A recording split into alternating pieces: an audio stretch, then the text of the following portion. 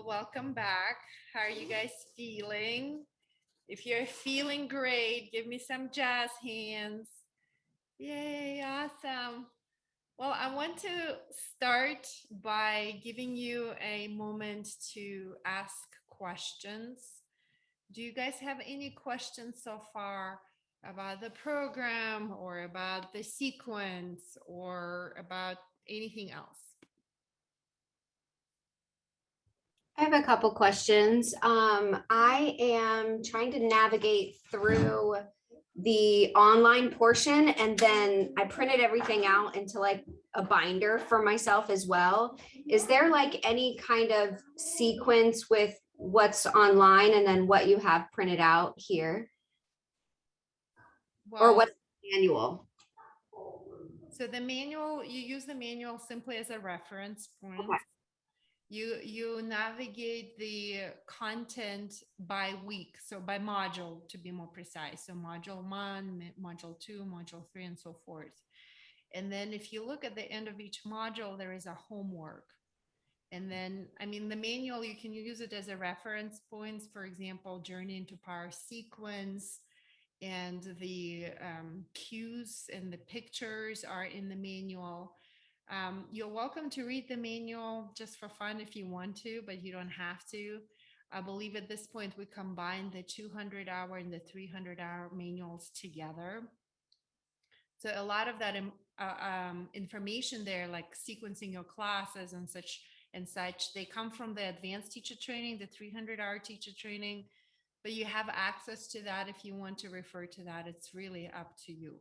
But mainly within the context of this teacher training, you go by the modules that are listed on the content page.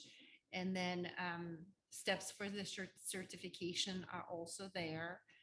So I recommend that you just do the homework at the end of the module and then right away. So in other words, write it down. You know, if it says write down X, Y, and Z, then you write it down right away instead of waiting, because as time goes on, you will forget what you read or what you viewed. So just do it right away. Does that help, Samantha? Okay, cool. Any other questions?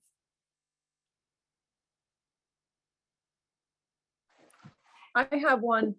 Go ahead. For example, you just answered my first question through Amanda. But for example, on module 2, that it says that our homework, we have to record us teaching sun salutation 3, 8, and B's. Is that something that then we have to submit to you? Because it says record that and then practice. Okay, that was like some things I'm not sure if we'll have to like submit later on. No, you only submit what is written out on the steps for the certification. The reason why we ask you to record you teaching Sun A and Sun B is so that you can practice to your own recording. And I believe it's stated there, record the class and practice to your own recording. Because when you practice to your own recording, that's when you're going to quantum leap as a yoga teacher. I promise you, you're gonna, oh my gosh, I didn't realize I said that weird thing. Oh my gosh, I didn't realize I did this all the time.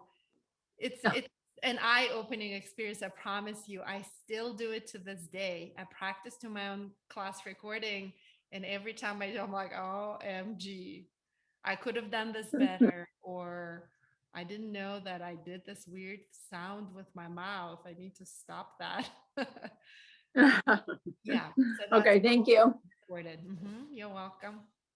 Good questions, you guys. Any other questions?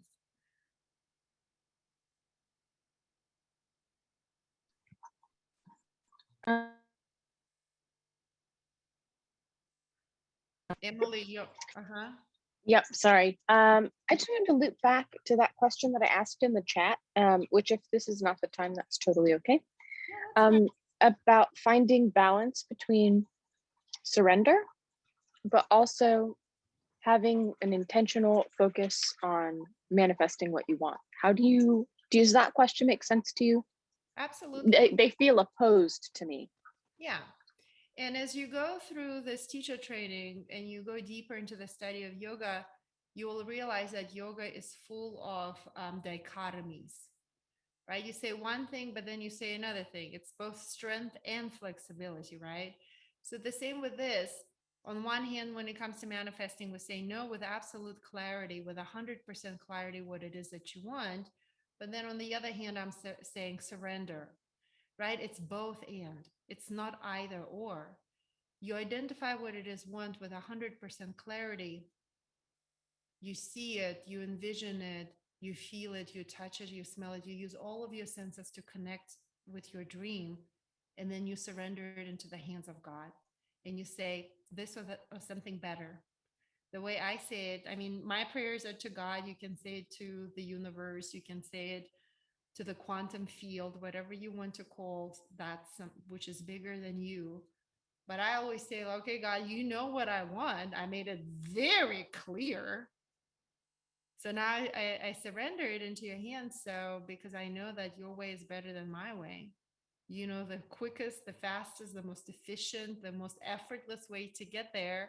So I'm not attached. Like, remember, one of the yogic principles that we teach is non-attachment, right? It's actually a big one. And if you are really attached to getting your goal or your dream, and you're like wanted on a certain timeline in a certain way, then it's not giving it into the hands of God. It's not surrendering. Do you know what I mean? And a lot of time, you know, there is another saying, God's delays are not God's denials. Or another one that I heard, one of my teachers, Carolyn May, says, God's denials is actually God's protection. And I don't know how old you are, Emily, but as I look back on my life, I see that those things that I prayed for and I wished for, certain things that didn't happen, I'm like, oh my gosh, thank you so much that it didn't happen. Right. So that all of that is a process of surrendering and letting go. Does that help? Does that answer your question? I mean, yes and no. I wish it were simple. I wish it were simple, but it's not. It's the and. Get clear and let go. That feels so hard. But yes, I do. I definitely do feel the truth of, denial can be not the right timing or protection. So I definitely feel that. Now, let me Yeah. tell you one thing, Emily. It's only hard if you say it's hard. So I took hard out of my vocabulary. So if you say it's hard, it will always gonna be hard because your words create your worlds. So people say, "Oh, I work so hard." I freaking run 12 businesses. Now that 7 of them I sold, I still run a bunch of businesses. I have kids, I volunteer, I have a husband. I never say I work hard, even though I wake up at 3 o'clock in the morning and I don't end my day until close to 9. I never say I work hard. I do a great job. And I never say it's hard because it's always going to be hard as long as you say it's hard. To me, it's very simple. What you find challenging is the part of surrender, and you're not alone in that. Surrendering is it can be scary for a lot of people, right? Because it's stepping into the unknown, and that for most people will pick what's familiar. Like, here's a really simple example. I mean, not so simple, but an example that you see a lot. I have a friend who's very unhappy in her marriage, and she's been unhappy for a very, very, very long time. But she doesn't divorce her husband because the alternative is too scary.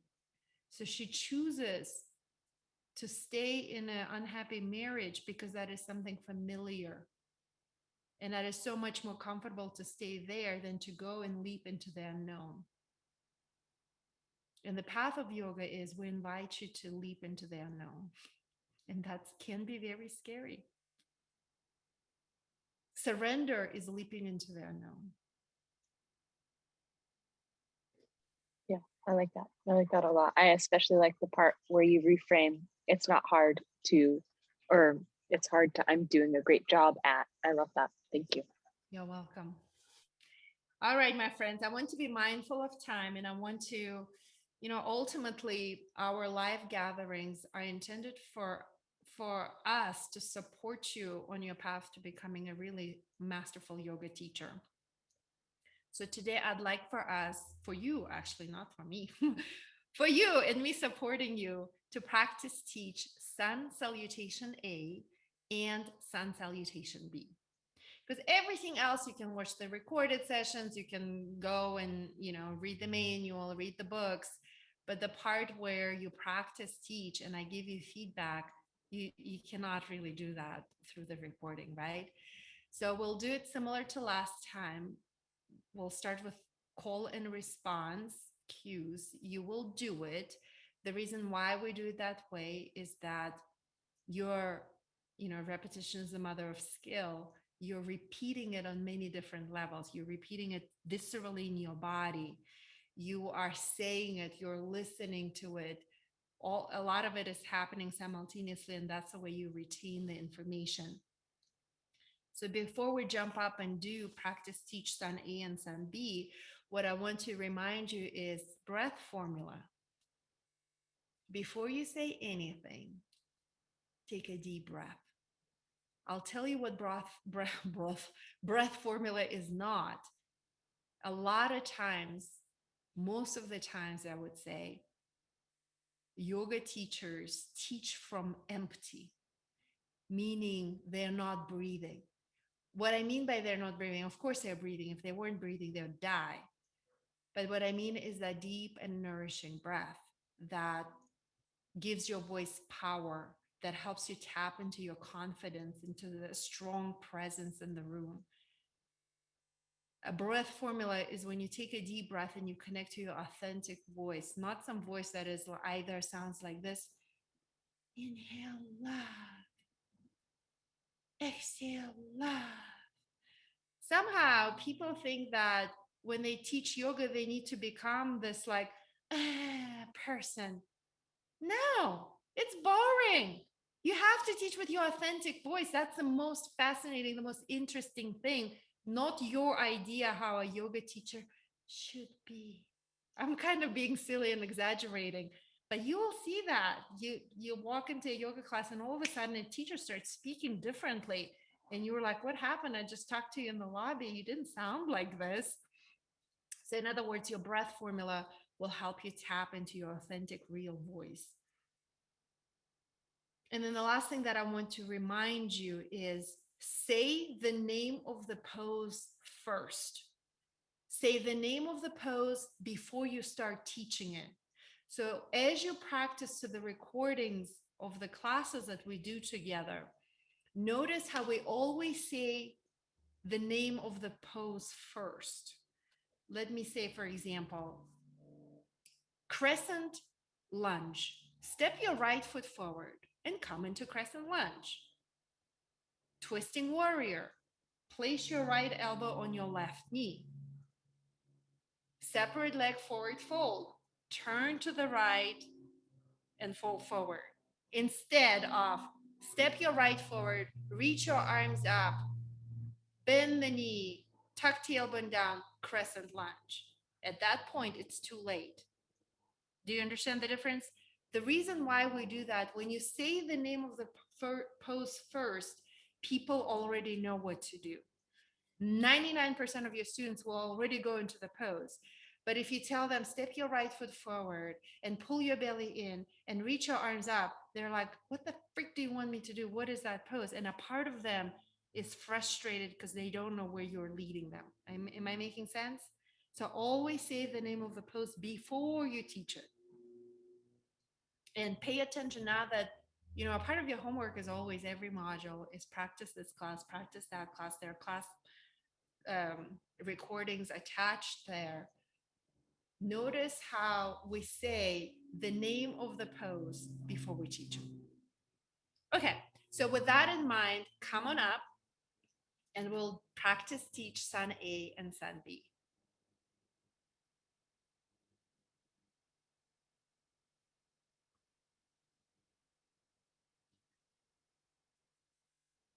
Use breath formula. In other words, take a deep inhale before you say anything. Speak loudly, speak enthusiastically, even though you may be alone in your bedroom. Imagine that you're teaching a class to a stadium full of people. So remember, your brain will retain information if you engage all of your brain. And if you speak loudly with enthusiasm and passion, a different part of your brain is activated and you will retain the information better. If you go like, reach your arms up and fold forward, you will never retain that information. Look at it as a rehearsing for that great yoga class that you are about to teach very, very soon. Okay. Repeat after me. Sun A. Inhale, reach your arms up. Exhale, forward fold. Inhale, halfway lift. Exhale, chaturanga. High to low push-up. Inhale, cobra or up dog. Exhale, down dog.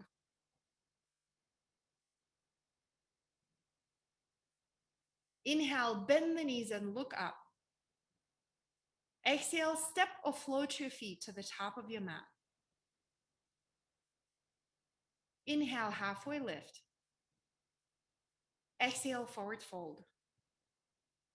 Inhale, come up, reach up. Exhale, hands at heart center. Okay, now I'm gonna coach you to say the cues and do breath formula at the same time. So I'm gonna say inhale, say blah, blah, blah. So you'll just say whatever it is that I want you to say. Know that as you exhale, you're saying the words. So breath formula is you inhale. And as I speak, I exhale. And I speak again and I exhale. That's breath formula. Okay, so we'll do call and response with breath formula. You inhale and say, Sun A. You inhale and say, inhale, reach arms up. You inhale and say, exhale, forward fold. You inhale and say, inhale, halfway lift. You inhale and say, exhale, chaturanga. You inhale and say, inhale, up dog. You inhale and say, exhale, down dog. You inhale and say, inhale, bend the knees, look up. You inhale and say, exhale, jump up. You inhale and say, inhale, halfway lift. You inhale and say, exhale, forward fold. You inhale and say, inhale, reach up. You inhale and say, exhale, hands at heart center. Now, this is, my friends, teaching using breath formula.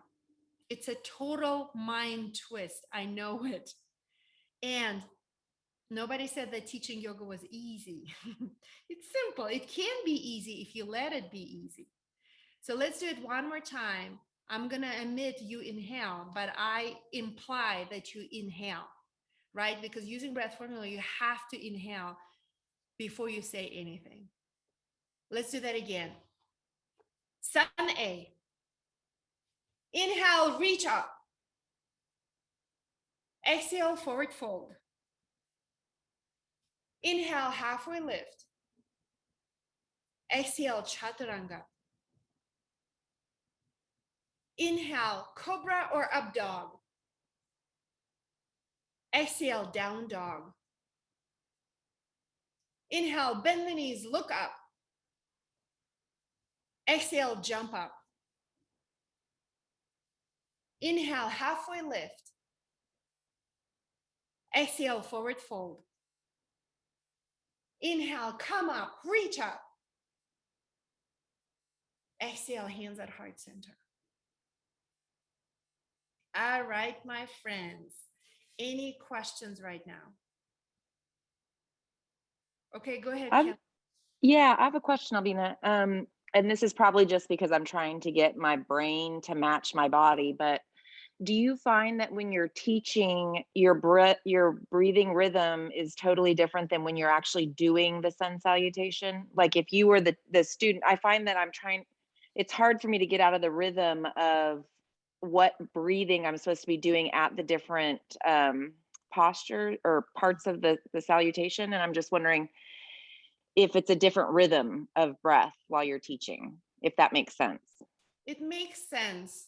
What I will say, Kelly, it comes with practice. So the most challenging way is to teach and practice at the same time and do breath formula. So essentially, I'm asking you to do the most challenging thing. When I taught this morning, I was doing that.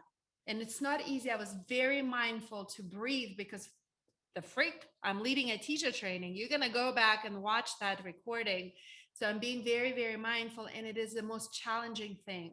Like, for example, when Roger teaches and practices, he simply cannot do it because his male brain can only do one thing, but not five things at the same time.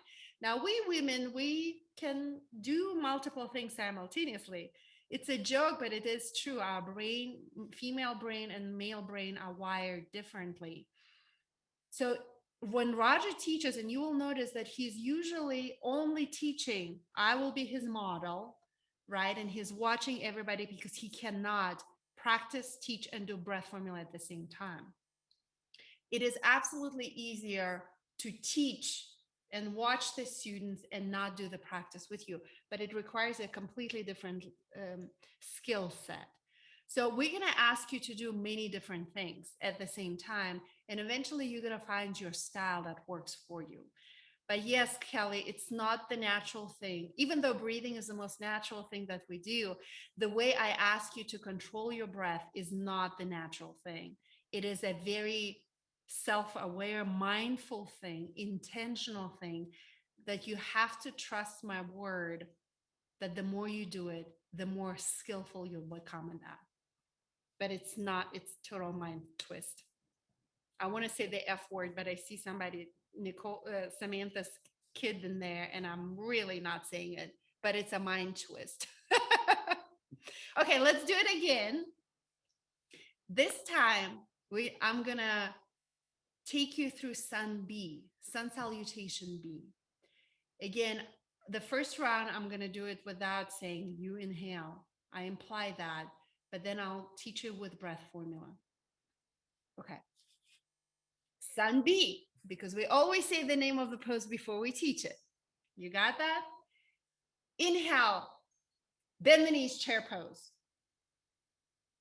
Exhale, forward fold. Inhale, halfway lift. Exhale, chaturanga. Inhale, cobra or up dog. Exhale, down dog. Now notice this is where the name of the pose comes first. Warrior one. Inhale, step your right foot forward. Reach up. Exhale, chaturanga. Inhale, cobra or up dog. Exhale, down dog. Warrior one. Inhale, step your left foot forward.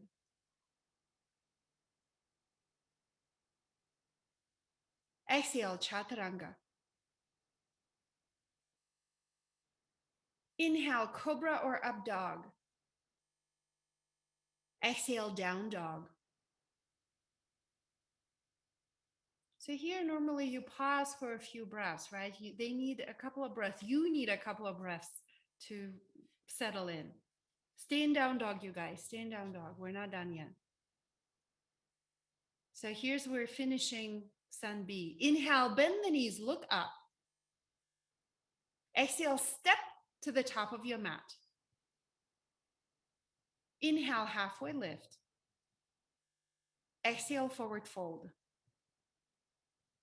Inhale, chair pose. Exhale, Tadasana, hands at heart center. This is Sun B. I'm going to teach it one more time. This time, I'm going to cue you through breath formula, meaning I will remind you when you will take an inhale. When you speak, that's your natural exhale. Okay? You inhale and say, Sunbee. You inhale and say, inhale, chair pose. You inhale and say, exhale, forward fold. You inhale and say, inhale, halfway lift. You inhale and say, exhale, chaturanga. You inhale and say, inhale, up dog. You inhale and say, exhale, down dog. You inhale and say, warrior one, step your right foot forward. You inhale and say, exhale, chaturanga. You inhale and say, inhale, up dog. You inhale and say, exhale, down dog. You inhale and say, warrior one, step your left foot forward. You inhale and say, exhale, chaturanga. You inhale and say, inhale, up dog. You inhale and say, exhale, down dog. Take a deep breath here. Fill up your lungs. Open your mouth and exhale. Inhale, bend the knees, look up. Exhale, jump to the top of your mat. Inhale, halfway lift. Exhale, forward fold. Inhale, chair pose. Exhale, Tadasana. All right, my friends. Here it is. What I will tell you is that repetition is the mother of skill. I encourage you to teach. Well, I'll tell you what the homework is, but at this point, I'd like for you to teach the entire journey into power to anybody who will listen. Your friend, your husband, your wife, your son, your daughter, your dog, your cat, your iPhone that you're recording to, your neighbors, anybody, you teach as much as you can. Because the more you teach, the better you'll become at it. So your homework, and we kind of run out of time. My intention was to send you into the breakout group so you can teach each other. But your homework for until the next time we meet, which is soon. Whoops. I forget when we meet, but we meet I believe in the first week of October. Your homework is teach the entire journey into power sequence. And if you're like, oh my gosh, I don't know what that is, I taught that today. That was Journey into Power. In every module, there is a class with Journey into Power. It's a set sequence, it's a blueprint that we use in our RYT200 teacher training. It's the same every time, or more or less the same every time we teach it. It's not like Bikram yoga. It's not a set dialogue, but it is a set sequence, what we call a blueprint. So teach as many times as you can using breath formula to anybody who will volunteer. You can call your girlfriends, you can call your family, you can make your family do your yoga class, whatever it takes.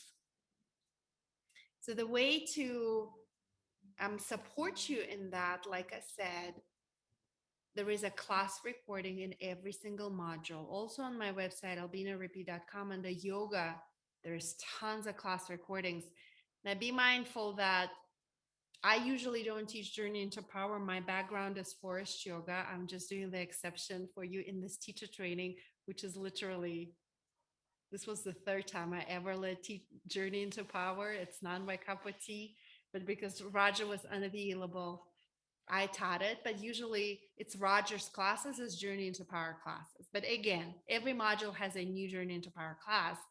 I encourage you to practice as much as possible, because when you do that, you're engaging your muscle memory, you're learning kinesthetically, you're using your hearing to just memorize it in your body, in your mind, right? Notice how we use breath formula. We inhale before we say anything. We also say the name of the pose before we teach it. And then lastly, pay particular attention to transitions between the poses. I'm going to say that again. Transitions will either make your class or they will break your class. Notice how we are moving people at a certain rhythm through the entire class, and how we're linking the poses and the sun salutations together. What do we say? So even though you're practicing yoga, you're practicing from a standpoint of a yoga teacher. While you are in this teacher training, you're no longer have the luxury of simply enjoying the class, because you're simultaneously stepping into a role of a yoga teacher. Is that making sense? So as you're practicing, and of course you're going to enjoy it, but you're also going to listen and pay attention to how the teacher is moving you through that class sequence, okay? You have the manual. I don't ask me what pages is on, but there is a class sequence that is printed out, right? I mean, it's written out. There are the name of the poses. There are many variations, more specifically, I think 5 variations of Journey into Power. You're going to look for a clean version. You're going to look at the most basic version, meaning it's not a hip emphasis, it's not a back bending emphasis, it's not a twist emphasis. You're just looking to the most basic, clean Journey into Power. I believe it's already listed in one of your modules. It says which pages it's on. There are pictures for every pose. If all of a sudden you have a brain fart and you're like, what's crow pose? The pictures are there. You have class recordings that, like I said, and on mat to mat, there is a flow yoga posture clinic, I believe it's called. I want to say there are 2 parts to that posture clinic. Don't quote me on that. I haven't looked at mat to mat, but in that mat to mat recording, we'll literally break down every single pose in the sequence. So because we don't have the luxury of meeting in person, and oh my gosh, I haven't done hands-on assist on people, and I don't even know when, because of the COVID, and it's just been crazy. But I do want you to learn hands-on assist. We teach that. There is a recording of that on mat to mat flow yoga posture clinic. So if you have a willing test subject, like your kid or your partner or your loyal friend or your mom or something, start practicing your hands-on assist on them in a, safe environment, meaning, don't get COVID or something. I mean, with your family and people who, whatever, vaccinated, COVID free. Any questions?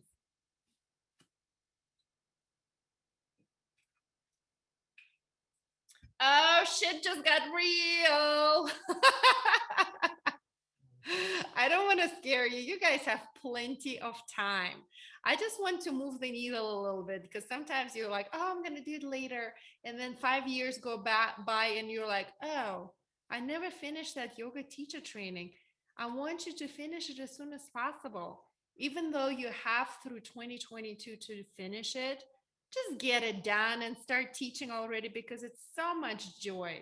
It's such a gift to teach yoga. It's just so fulfilling, and it's just the best thing. It's the best, one of the best thing in the world. I love teaching yoga, and I see what an impact I'm making in the lives of the people that practice yoga. So just go ahead. I mean, you are here for a reason. This is your passion. You want to share that gift with the world. So just go ahead and start teaching, start sharing that gift with the world. Any questions, any comments? Last chance.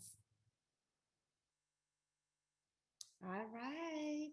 If you think of any questions, remember you can always email me. You can, my number is even listed on that content page. You can text me and I will see you. Oh, look at that. Emily is on top of it. Thank you. She said page 51 of the manual has a clean version of the power flow. Look at that, her beautiful, sparkly, golden binder. Amazing. That girl is manifesting that shit. Look, Samantha, I love it. Okay, come on, Kelly, show off your manual. Yes, I love it. Good job, you guys. Good job. Okay, we meet on November 6th, not to scare you, but rather to encourage you. I'm going to break up Journey into Power into pieces, and you're going to teach a part of Journey into Power, and I'm going to give you feedback. So we're probably going to skip on the yoga practice that day because we'll need every minute of it to teach and receive feedback. And if you're like, oh, I'm not coming, I'm too scared, I urge you to reconsider, because this is what you're getting your money's worth. This is the part that is, to me, this is how Roger and I were able to, I don't know, I don't want to say manufacture, but what's the right word? Help people become really masterful yoga teachers. We did it over and over and over and over again for over 10 years with hundreds, if not thousands, of yoga teachers. This is the only way I know how to help people become really masterful at teaching yoga, because you can watch the recordings until you're blue in the face. You can read the manual. You can even teach yoga. But the most valuable thing that I can offer to you guys is give you feedback, because you don't know what you don't know, and you don't know what you do when you teach yoga. My eye is trained to look for certain things. And look, yoga is a metaphor for life. I promise you, as you teach yoga, you're going to learn something about the way you live your life. I promise you. I promise you, I'm willing to bet my right arm, through that experience of you teaching and receiving feedback, you will learn certain things about the way you live your life, and you will be in the place where you will shift them for the better. Love you all. Thank you so much for spending your Saturday morning with me. Good luck, and I'll see you in a few weeks. Bye.